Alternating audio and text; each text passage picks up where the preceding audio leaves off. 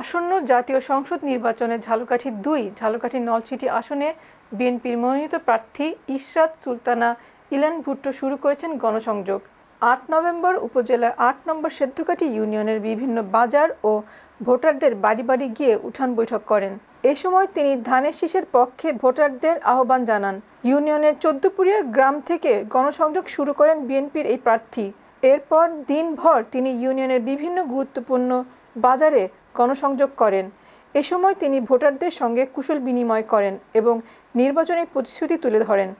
গণসংযোগে তার সঙ্গে ছিলেন জেলা বিএনপির সাবেক উপদেষ্টা গোলাম মুস্তফা সালু, উপজেলা বিএনপির সহসভাপতি আলহাজ শহীদুল হক শাহীন এবং সেদ্ধকাঠি ইউনিয়ন বিএনপির সভাপতি হাবিব মল্লিক সহ স্থানীয় নেতাকর্মীরা।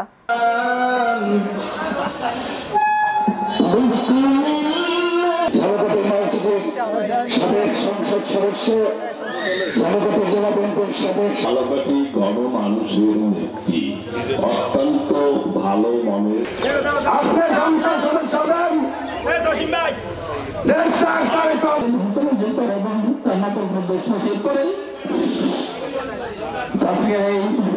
নিজের ব্যবসা বাণিজ্য সবকিছু ছেড়ে আমাদের মাঝে ছুটে এসেছেন